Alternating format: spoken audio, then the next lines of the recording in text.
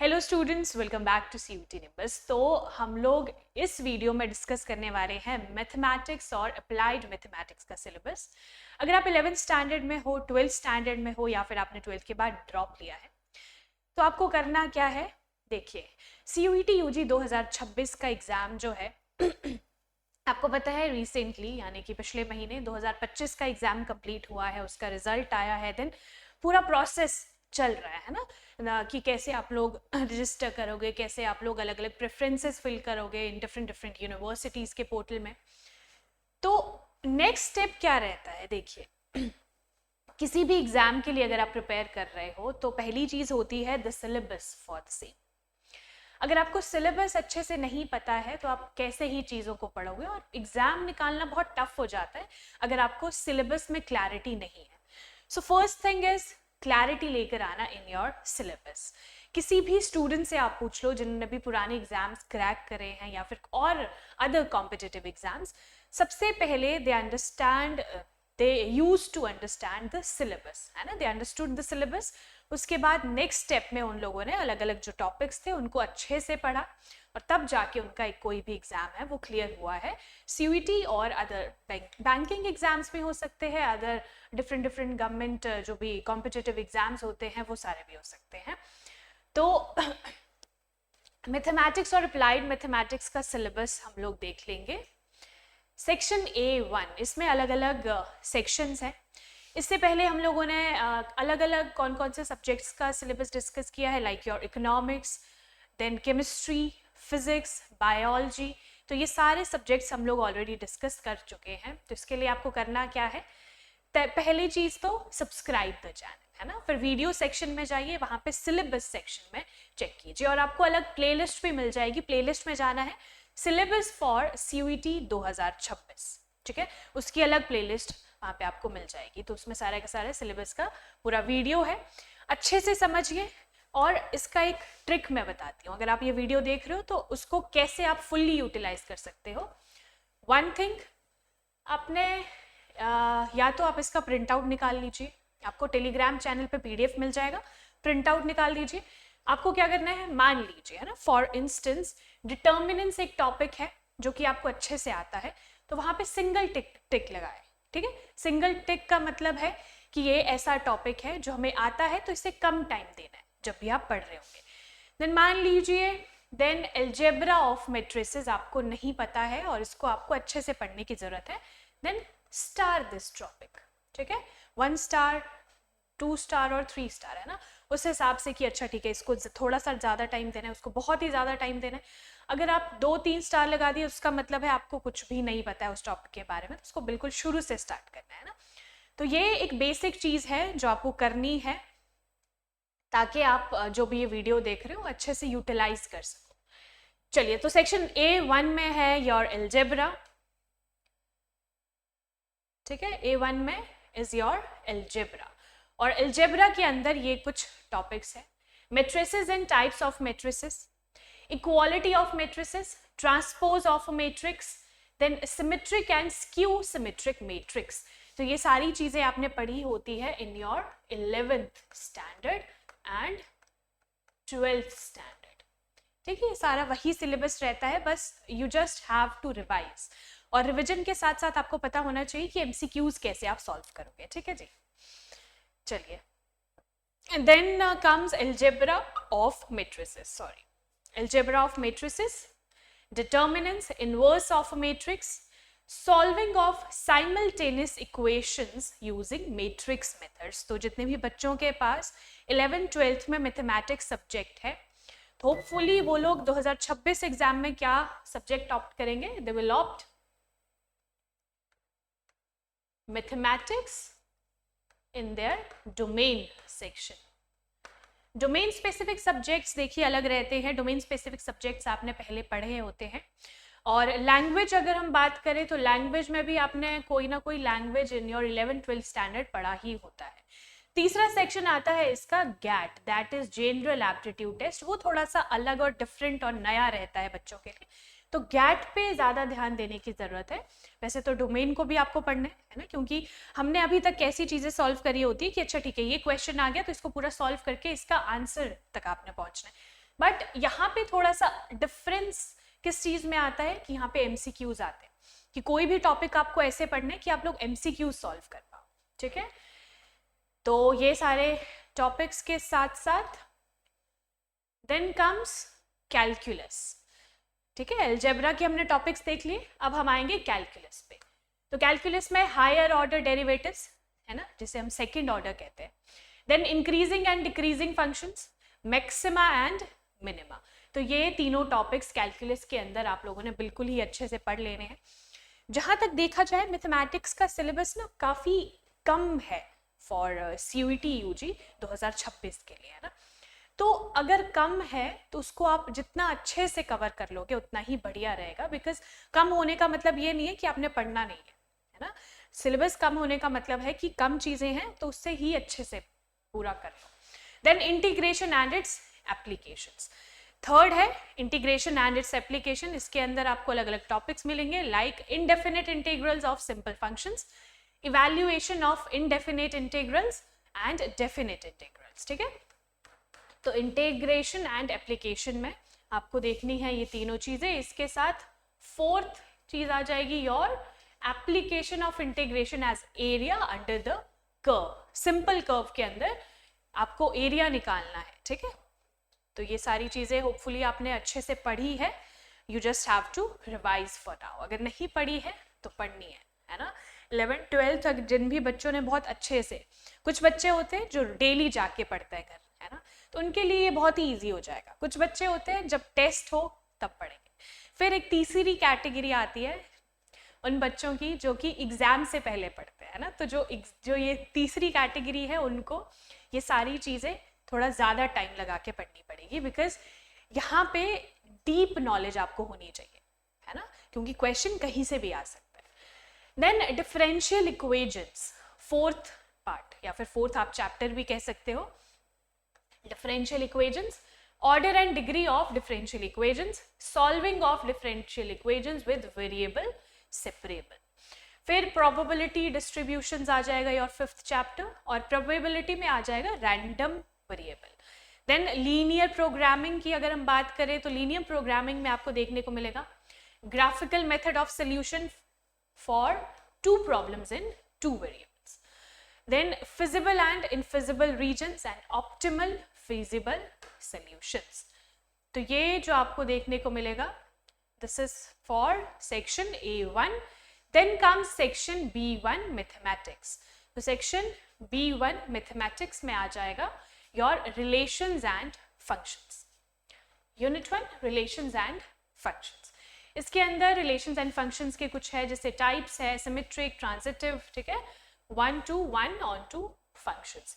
Then inverse trigonometric functions, trigonometry जो आपको 10th standard में आप पढ़ते हो और 11th में भी थोड़ा सा आप लोग पढ़ लेते हो, है ना, ट्रिगोनोमेट्री के फंक्शंस पढ़ लेते हो, बट बेसिक चीज आपने 10th क्लास में पढ़ी होती है। देन यूनिट 2 में एल्जेब्रा है। एल्जेब्रा के अंदर मेट्रिसेस हैं, डिटर्मिनेंट्स हैं। तो आपको पता है मेट्रिसेस में क्या चीज़ें इंपॉर्टेंट है, लाइक योर कॉन्सेप्ट, है ना, कॉन्सेप्ट भी यहाँ पे अच्छे से पढ़ना है बिकॉज वहाँ से भी क्वेश्चन बन सकता है। Then order, equality, types of matrices, zero matrix, है ना, ये सारे जो भी सिमेट्रिक होते हैं, एसिमेट्रिक होते हैं, skew matrices. Then non commutativity of multiplication of matrices, तो ये सारी चीज़ें आपको पता होनी चाहिए। इन्वर्टिबल मैट्रिसेस एंड प्रूफ, तो these are matrices. Then determinants की अगर हम बात करें तो determinant of a square matrix, ठीक है, स्क्वायर मैट्रिक्स आपको पता है जैसे कि 2x2 और 3x3 या फिर 4x4, तो these are known as square matrix. Then consistency, inconsistency and number of solutions of systems of linear equations. ये सिलेबस आपको थोड़ा सा वास्ट लगेगा, बट ये वही सारी चीज़ें हैं जो आप लोग ऑलरेडी पढ़ चुके हो, है ना। जब आप अच्छे से पढ़ोगे तो उसमें हर एक चीज़ को अलग से मेंशन किया गया है। मान लीजिए आपने डिटर्मिनेंट्स पढ़ा तो उसके 5 और 6 लेक्चर्स में वो कंप्लीट हो गया होगा आपके स्कूल में, आई होप। तो ये वही 4-5 लेक्चर्स हैं जिसका क्रक्स आपको यहाँ पे देखने को मिलेगा। Then comes calculus. तो कैलकुलस में कॉन्टिन्यूटी एंड डिफरेंशिएबिलिटी आपको देखने को मिलेगी एंड एप्लीकेशंस ऑफ डेरिवेटिव्स। तो कॉन्टिन्यूटी एंड डिफरेंशिएबिलिटी के भी अलग अलग, जैसे लाइक योर चेन रूल है ना। देन लॉगरिथमिक फंक्शंस है जो कि आप लोगों को log A log B है ना, ये सारी चीज़ें आती हैं. Then applications of derivatives है, rate of change of quantities है, increasing decreasing functions है, maxima minima. Then comes integrals, जिसमें integration is involved है ना, integration, differentiation, ये सारी चीज़ें आपने देखी होगी. तो इंटीग्रेशन के कुछ चीज़ें हैं जो आपको पता होनी चाहिए, like inverse process of differentiation. Integration as inverse process of differentiation. तो आपको पता होगा इंटीग्रेशन और डिफरेंशिएशन में क्या फ़र्क रहता है, बिल्कुल ही ऑपोजिट होते हैं एक दूसरे के, तो दोनों चीज़ें आपको पता होनी चाहिए. Then fundamental theorem of calculus with proof, this is important, ठीक है, with proof, fundamental theorem of calculus and basic properties of definite integrals and evaluation of definite integrals. तो बेसिक प्रॉपर्टीज आपको पता होनी चाहिए. दूसरा evaluation, applications of integrals, then differential equations.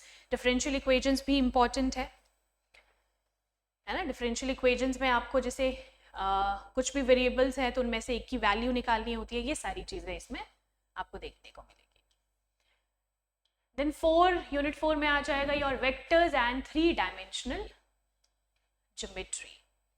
इसमें आप वेक्टर्स है, 3 डायमेंशनल ज्योमेट्री है, लीनियर प्रोग्रामिंग है, प्रोबेबिलिटी है, ये सारी चीजें. Then section 2B is your applied mathematics. देखिए सेक्शन A1 था, that is common for both, लेकिन सेक्शन B1 और A1 है ना, इसमें आपको थोड़ा सा डिफरेंस देखना है कि B1 और B2 अलग अलग है. इसमें यहाँ पे है अप्लाइड मैथमेटिक्स और B1 में क्या था, only mathematics. The numbers, quantification and numerical applications. ठीक है, यहाँ पे अलग अलग चीज़ें आपको देखनी है, जैसे अलग अलग मॉड्यूल्स हैं, न्यूमेरिकल प्रॉब्लम्स हैं, देन अलजेब्रा. देखिए टॉपिक्स ऑलमोस्ट सेम है, बट उसके अंदर जो सब टॉपिक्स है that is different from both.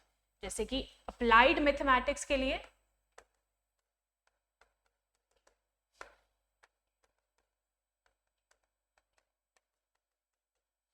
आपको सेक्शन B2 देखना है, ठीक है, और सिर्फ मैथमेटिक्स के लिए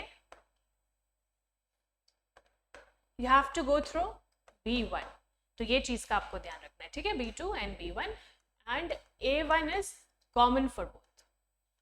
देन इनवर्स ऑफ मैट्रिक्स है, अप्लाइड वाले में ये है ना, ध्यान रखना है. कैलकुलस अगेन, बट इसमें सब टॉपिक्स अलग है, जैसे कि मैक्सिमा एंड मिनिमा है, तो इसमें डिटरमाइन करनी है critical points of the function. Then integration है, इसमें भी understand and determine indefinite integrals of simple function as anti derivatives. Substitution, partial and by parts, जो भी इंटीग्रेशन रहती है. एंड एप्लीकेशन ऑफ इंटीग्रेशन है, डिफरेंशियल इक्वेशंस है.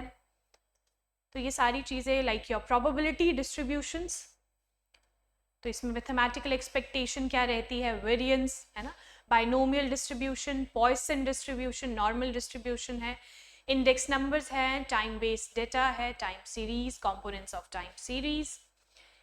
Then inferential statistics. अब यहाँ पे स्टैटिस्टिक्स की बात हो रही है, जिसमें population and sample is involved.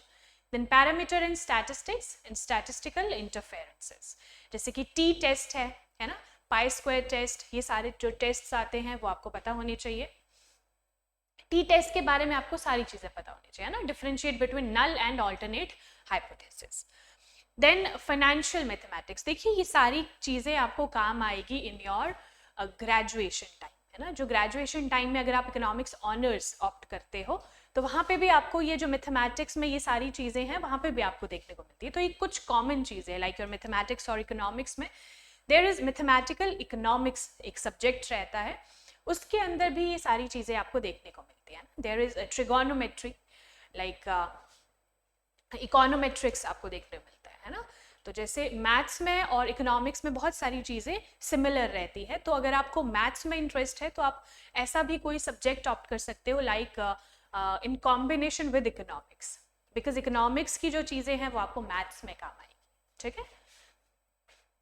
ये it was just a suggestion है ना, बाकी आपको क्या ऑप्ट करना है it depends on. Linear programming के कुछ टॉपिक्स हैं, फिजिबल एंड इनफिजिबल रीजन्स, ठीक है, ये सारी चीज़ें आपको ध्यान में रखनी है. So this was all about mathematical and applied mathematics syllabus.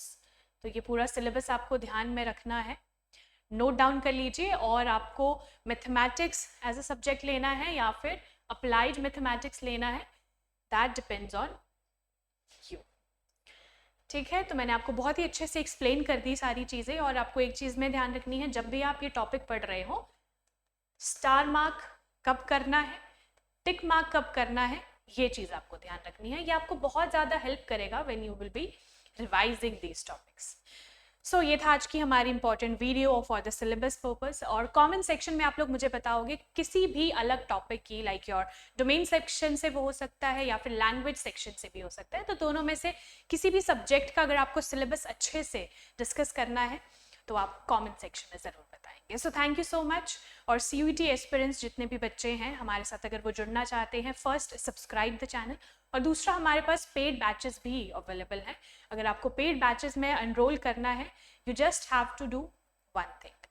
पहली चीज़, डिस्क्रिप्शन बॉक्स में जाइए और निम्बस करियर्स ऐप वहाँ पे आपको मिल जाएगा, लिंक है वहाँ पे दिया, उस पर क्लिक कीजिए, प्ले स्टोर से डाउनलोड कीजिए और हमारा पेड बैच जो है एनरोल उसमें हो जाइए। अनदर वे क्या है, निम्बस करियर्स ऐप वाला जो लिंक है उसी के साथ आपको एक फ़ोन नंबर मिल जाएगा, उस पर आप कोई भी क्वेरी पूछ सकते हो regarding your exam for CUET UG 2026। और 2025 वाले जितने भी स्टूडेंट्स हैं वो लोग एनरोल कर रहे हैं अलग अलग डिफरेंट यूनिवर्सिटीज़ में, उनको भी कोई प्रॉब्लम अगर आती है तो वो भी एनरोल कर सकते हैं।